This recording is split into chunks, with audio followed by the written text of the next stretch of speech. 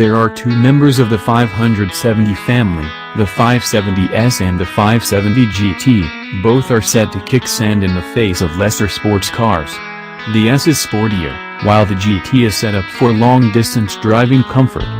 Both models have a twin-turbo 3.8-liter V8 making 562 horsepower and 443 pounds-to-foot, mounted behind the cabin. A carbon fiber tub reduces weight and adds strength.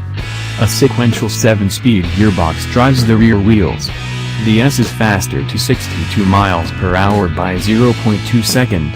Both models have a top speed of 204 miles per hour. Under heavy braking, with its front tires loaded mightily as they near the edge of grip, the McLaren 570S reveals itself. In these telling seconds before the brake pedal is released and the steering wheel is turned, the 570S feels more organic than mechanical. More living tissue than aluminum and carbon.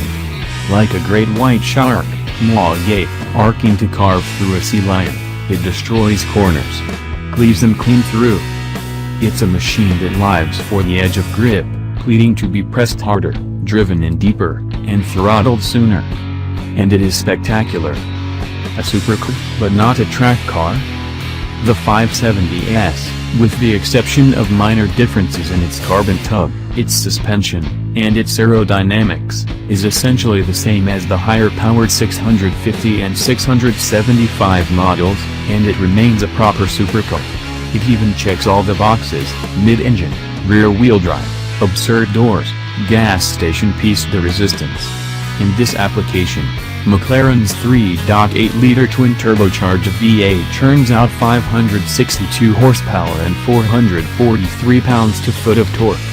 Capable of 8,100 revolutions per minute, the Pee-wee V8 is both smooth and loud, a seemingly at odds combination that goes together here like Chevrolet and push rods.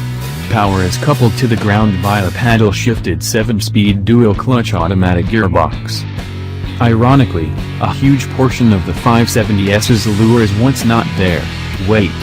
Our test car weighed in at 3,189 pounds, hundreds of pounds lighter than virtually anything else daring to press itself into the McLaren's tiny slice of the super sports segment. In fact, absence of flab is so coupled to the McLaren's character that it largely defines this supercar. Direction changes are a spectacular slip of physics, the steering wheel alive with feedback. Undulations, holes, even pebbles on the surface, pervade the wheel's constant busyness on the real road, belying its relatively narrow, 225mm section width, front rubber. Braking hard brings the need for a purposeful grip on the wheel as its transferal of every surface nuance moves through the chassis. Indeed, complacency has no place behind the wheel of a 570S. The other effect of minimal mass, of course, is feeling the full focused fury of a blown V8. Although its turbos are big enough to lag slightly, the upshot is frenzied acceleration shortly thereafter. Pull the trigger too early on this carbon-bellied Brit and the torque hit will order the rear tires to lead the fronts. Opposite steering lock, quickly, at that, is required. But just beneath the surface madness there's a competence undergirding the experience.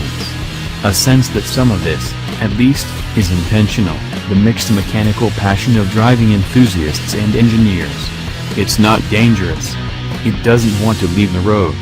It doesn't spill over steer gratuitously onto every corner exit unless told to. And even its braking, which can be harrowing, adds to the 570S's character.